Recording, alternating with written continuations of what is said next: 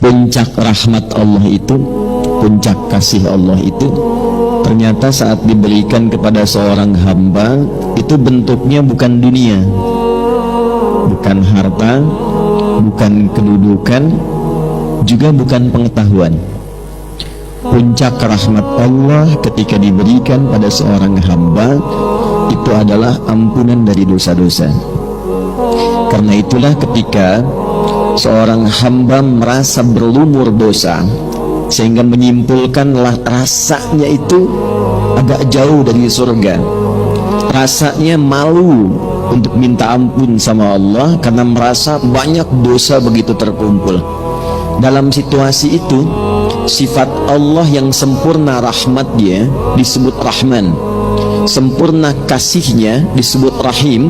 Itu menegaskan kembali kepada hamba yang menyimpulkan tadi supaya tidak putus asa untuk mendapatkan rahmat Allah. Itu ada di Quran surah ke-39 Az-Zumar di ayat ke-53. Qul ya ibadiyalladzina asrafu ala anfusihim. Qul, firalkan Muhammad sallallahu alaihi wasallam. Jadi terjemahan sekarang agak mulai bergeser. Kalau dulu katakan, sekarang viral kan. Karena orang sekarang manusia akhir zaman senang yang viral-viral.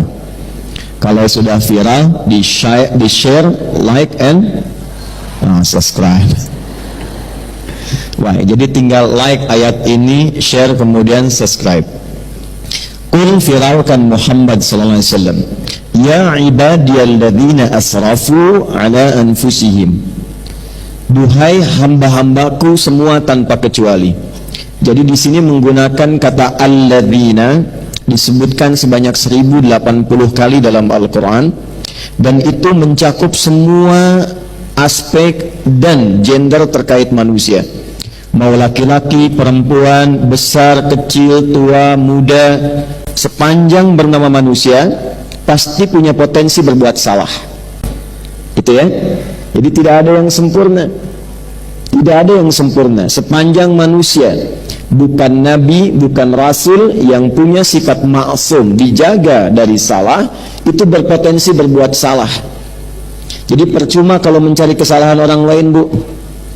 Kalau suami ibu pernah salah, berarti suami ibu manusia. Kalau ibu ingin mengharapkan pasangan yang tak pernah salah, silahkan nikah sama malaikat. Ada banyak pilihan, malaikat Israel ada. Kan di antara makhluk Allah yang tidak pernah salah cuma malaikat kan? Ya, tahu dari mana ya? Ya. Quran surah 66 ayat yang ke-6. La ya'sunallaha ma amarahum wa yaf'aluna ma yu'marun. Malaikat itu dicipta oleh Allah dari cahaya bahannya, materinya cahaya takwa. Takwa itu sifat selalu baik. Jadi malaikat tidak pernah kenal maksiat, tak kenal salah, dan mengerjakan tugas sesuai dengan tupoksi. Karena itu ibu cari keterangan, pernahkah malaikat Jibril korupsi ayat? Tidak akan ditemukan. Pasti sempurna. Itu sifat malaikat. Nah, nanti lawannya setan. Setan itu tidak pernah kenal benar. Karena itu dalam Quran malaikat disebutkan 88 kali, setan disebutkan 88 kali untuk menunjuk keberlawanan ini. Nah, manusia itu ada potensi benar, kadang berbuat salah. Dalam kesalahan itu jangan pernah menyimpulkan bahwa Allah tidak akan pernah menerima kita untuk kembali. Jangan pernah menyimpulkan bahwa Allah akan mengabaikan seakan-akan tertutup peluang surga. Kalau berada di posisi itu artinya sedang dikuasai oleh pengaruh setan.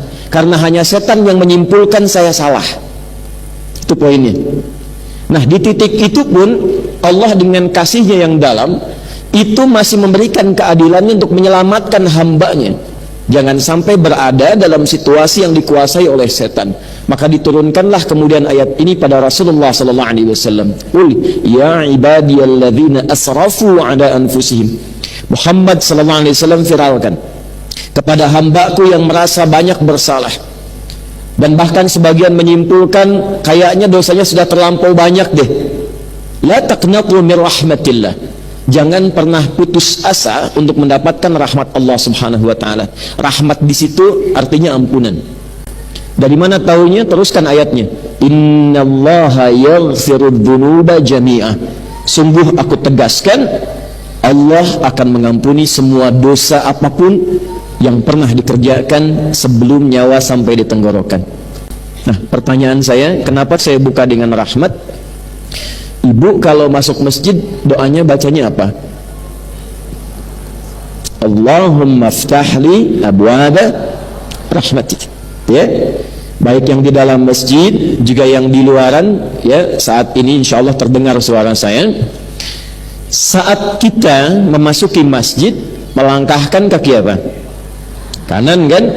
Baik, lalu doa yang dibacakan, Allahumma ftahli abwaba, ya Allah mohon bukakan pintu-pintu rahmatmu untukku. Nah, pintu tertingginya itu ampunan dari dosa. Karena itu ketika Allah mencintai seorang hamba, yang pertama diberikan itu menggugurkan dosanya, menghilangkan kebiasaan buruknya. Itu ada di Quran surah kedua Al-Baqarah di ayat 222 di ujungnya. Innallaha yuhibbut tawwabin. Sungguh Allah sangat mencintai orang yang senantiasa mengoreksi diri untuk terus menjadi orang baik.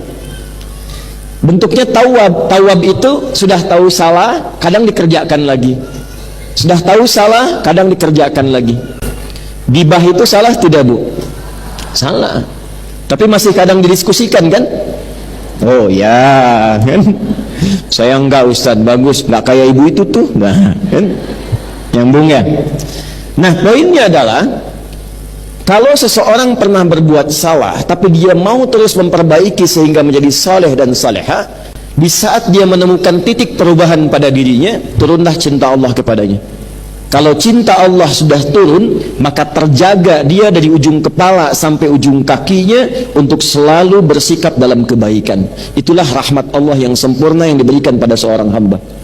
Dan itu tiada lain tempatnya kecuali di masjid. Di mana? Di masjid. Nah, di dalam masjid itulah kita membuka, kemudian melangkahkan kaki kanan, mengucapkan Allahumma ftahli abwaba rahmati. Ini penting saya sampaikan supaya masuk keluar masjid itu ada perbedaan.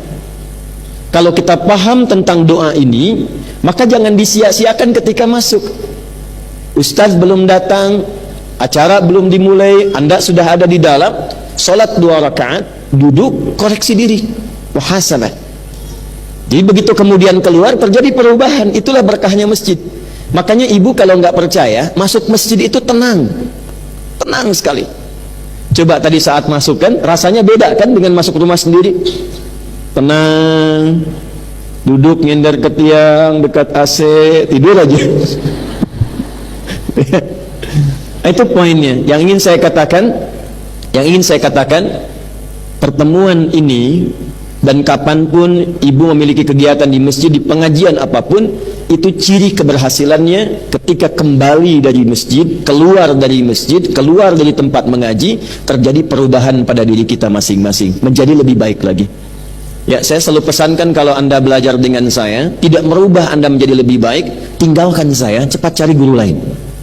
Karena itu poin pentingnya.